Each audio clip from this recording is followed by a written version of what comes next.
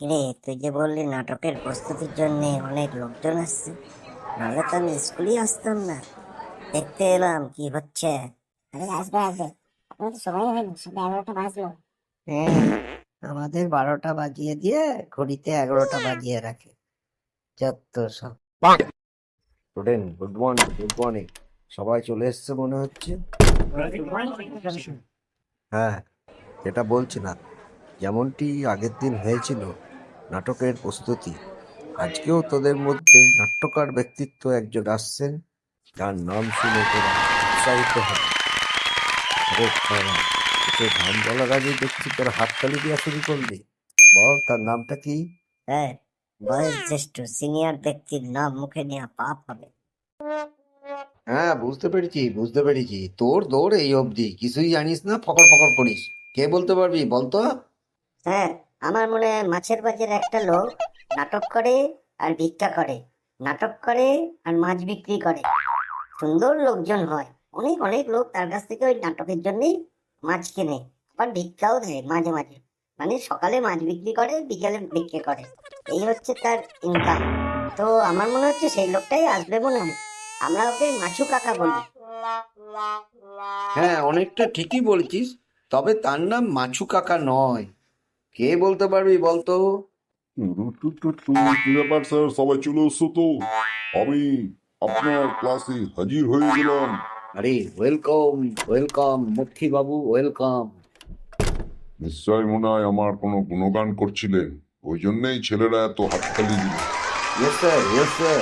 এই আপনারই আপনারই কথা বলছিলাম মক্ষী বাবু। এইরাম লোক ওইরাম লোক কত পরিশ্রম করে। তোরা কি পারবি ওনার মতন বয়সে? নাটকটা ওনার কাছ থেকে শিখে নে। আরে হ্যাঁ হ্যাঁ, ওই যে সেই ঘটনাটা বলেছিলেন, রবীন্দ্রনাথের সঙ্গে আমার কি হয়েছিল। সে কি স্যার? রবীন্দ্রনাথ ঠাকুরের কথা বলছেন তো স্যার? তার সঙ্গেও আপনার পরিচয় ছিল নাকি? আরে ছাত্ররা, তোমরা তো আমাকে চেনো না, সেই পুরোনো দিনের কথা তোমাদের কিছু আগে শুনিয়ে নি, তারপর নাটকের অভিনয় না হয় আমি শুরু করব। তাও অনেকদিন আগেকার কথা, তখন আমার বয়স খুব বেশি হইলে 12 কি 13 হবে। রবীন্দ্রনাথ ঠাকুর একদিন আমার দোকানে গেছেন মাছ কিনতে। আমি তো অভিনয় শুরু করে দিয়েছি তাকে দেখে। কি বলেন কি স্যার, রবিগুরু উনি কি মাছও খেতেন নাকি? আরে বাবা রে বাবা, মাছ খেতেন মানে টাটকা টাটকা ছোট ছোট মাছ। তবেই না ওনার মেমারিটা এত শার্প হয়েছিল। এই যে গীতাঞ্জলি গীতাঞ্জলি লেখার সময় আমি মোরলা মাছ পাঠিয়ে দিয়েছিলুম, ঠিক আছে। আর ইলিশ মাছের সেদ্ধটা উনি খুব ভালো খেত, বড় বড় ইলিশ ভাপা। ওই না খেলে তো এত গল্প এত গান উনি লিখতে পারতো নাকি। তা যাই হোক, তারপর আমার অভিনয় দেখে উনি খুব পছন্দ হলো। উনি একদিন বলল, আচ্ছা মক্ষী, বলতো কি লেখা যায় কিসের ওপর। তখন আমি বললাম, স্যার ওই হীরক রাজার দেশের সিনেমাটা না আপনি লিখুন। কি সাংঘাতিক কথা স্যার! আপনি বললেন বলে উনি হীরক রাজার দেশ লিখলেন? মানে ওই গোপী গাইন বাঘাবাইন? রে হ্যাঁ হ্যাঁ, তারপর হাতের লেখাটা ওনার একটা খুব একটা ভালো হতো না। মাঝে মাঝে তো আমার সুন্দর হ্যান্ড রাইটিং দিয়ে লিখে দিতাম, ওই হাতের লেখার উপরই তো উনি নোবেল প্রাইজটা পেলেন। কিন্তু দুঃখের বিষয়, ওই নোবেলটা আবার চুরিও হয়ে গেল। সে বেটা চোর যে কোথায় গেল আজ অব্দি খুঁজে পেলাম না। তবে নোবেল টোবেল আমার কাছে কোনো ব্যাপার নাই। কতবার নাম এসছে, ওই এদিক থেকে ওদিক থেকে ফোন আসে যে আপনাকে প্রতি বছর একটা করে নোবেল দিই। আমাকে তো একবার এই মালটা নির্ঘাত মিথ্যে কথা বলছে, পুরো ঠাট্টা মারছে, বুঝলি তো। কবে রবীন্দ্রনাথ ঠাকুর জন্মেছেন আর ইনি এখনকার লোক, আমাদের শুধু ঠাট্টা মারতেছে। ওই চুপ করে বস, বেশি কথা বলিস না, যা বলছে মনোযোগ দিয়ে শোন। এক কান দিয়ে শোন, এক কান দিয়ে বের করে দে। হ্যাঁ বাচ্চারা, তোমরা বেশি কথা বলো না, ফিস ফিস করে যা কিছু বলো না, আমারে বলতে দাও বলতে দাও। হ্যাঁ, ওই একবার কি মানে কালকেই তো, কাল না পরশু, অত খেয়ালও থাকে না, এত ফোনের পর ফোন আসছে। ট্রাম্প সাহেব আমাকে ফোন করলেন, ট্রাম্প ট্রাম্প, ওই যে ট্রাম্প, ওই সাদা বিল্ডিংটায় বসে বললো, মক্ষী মক্ষী স্যার, মক্ষী স্যার, আমাকে আবার সম্মানও দেয়।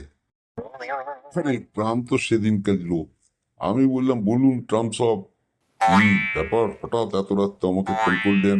তো ট্রাম্প বললেন, মক্ষী তোমার ইয়েটা মানে নাটকগুলো শুনি খুব ভালো লাগে, তুমি কালকে এসো, আমার ঘরে দুটো নোবেল পড়ে আছে, নিয়ে চলে যাও। আমি বললাম, আরে ট্রামদা, এত আমার সময় নেই, পারলে বরং বাই পোস্টে পাঠিয়ে দিও। কারণ আমি গেলে পরেই বাজার বন্ধ হয়ে যাবে, মাছ বিক্রি হবে না, লোকজন খাবে কি? দেখ না, আগামী মাসে নোবেলটা চলে আসবে। ওই এয়ারফোর্স ওয়ান যেটা উনি চলাচল করে, মানে ওই যে কি বলবো ওটা, ওই বিমানটা, এরোপ্লেনটা, ওটায় তেল এখন খুব কম, চারিদিকে যুদ্ধ ফুদ্ধ লেগে গেছে তো, ওই তেলের জন্য এয়ারফোর্স ওয়ান বিমানটা পাঠাতে পারছে না। ওইটাই করে দেখ, এলো বলে বাজারে এসে আমাকে নোবেল দেওয়া যাবে। কি ব্যাপার স্যার, এইটা আবার কিসের ঘন্টা পড়লো? আমি কি কোনো ভুলভাল বলছি নাকি? আরে না না মক্কি বাবু, স্কুল ছুটি হওয়ার আগে 5 মিনিট আগে একটা ঘন্টা দেয়, মানে এদের অ্যালার্ট করার জন্যে, যে তোমরা ব্যাগ ট্যাগ গোছাও, যে ছুটির ঘন্টা পড়লো বলে 5 মিনিটের মধ্যে। ওহো, আচ্ছা আচ্ছা, বুঝতে পেরেছি। ঠিক আছে, তো যাই হোক, নোবেলটা এলে তোরা একটু দেখতে দেখতে যাস। কিন্তু ব্যাপারটা কি বলতো, এই নাটক ফাটক আমার কাছে এখন জলভাত হয়ে গেছে, তোরা যার উপরই করবি। কিন্তু মক্ষী কাকা, আপনার নাম তো এই গুগলেই দেখতে পাই না, মানে গুলগুলে। আরে ওনাকে ডিস্টার্ব করিস না, ওনার সময় খুব কম আছে, ওনাকে বলতে দেয়। হ্যাঁ, এই গুগলে ব্যাপারটা, ওই যে পিচ্চাই নাকি আছে, সিও নাকি ওদের, আমাকে একদিন বাড়ির এসে দরজায় করা নাড়ছে, বলে আপনার নামটা গুগলে তুলবো, আপনার বাবার নাম বলুন, বাবার বাবার নাম বলুন, বাবার ঠাকুর দাদার নাম বলুন, এইসব এইসব ইত্যাদি ইত্যাদি। আমি বললাম, দূর মশাই, অত টাইম নেই, গুগলে ফুগলে আমার নাম লিখতে হবে না। তখন থেকে না, ওই একটা মাছির ছবি দিয়ে দিত, মক্ষী মানে মাছি, তো মাছি সার্চ করলেই পেয়ে যাবি, বুঝলি তো গুগলে। ওর আমি অত টাইম দিই না আসলে, এমনিই লোকে আমাকে ভালোবাসে, না বললেই কত কি পেয়ে যায়। তারপর আর এইসব করে আমার আর ভালো লাগে না। স্যার, এটা কি ফাইনাল বেল পড়ে গেল, মানে ছুটি হয়ে গেল? হ্যাঁ স্যার, হ্যাঁ স্যার, এইবার তো ছেলেদের ছাড়তে হবে স্যার, না হলে এরা আবার যাওয়ার গাড়ি পাবে না। ঠিক আছে, পরের দিন আবার আসবেন আপনি। ঠিক আছে, পরের দিন আবার আসবো। দেখি, কিছু মাছও রয়ে গেছে, গিয়ে বাজারে একটু বিক্রি করে দিই। দেখি কবে আসা যায়, আমি ডেট দিয়ে দেবো, ডেট দিয়ে দেবো, যদিও তারিখের আমার কাছে খুব অভাব, বুঝলি তো। ডায়েরিতে আর পাতাই নেই আমার কাছে, একটা ডায়েরিতেও আর জায়গাও নেই, এত বিজি আমার শিডিউল।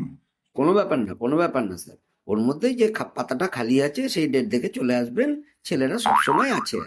ঠিক আছে, তাহলে আমি যাই, বুঝিও, আবার পরের দিন দেখা হবে।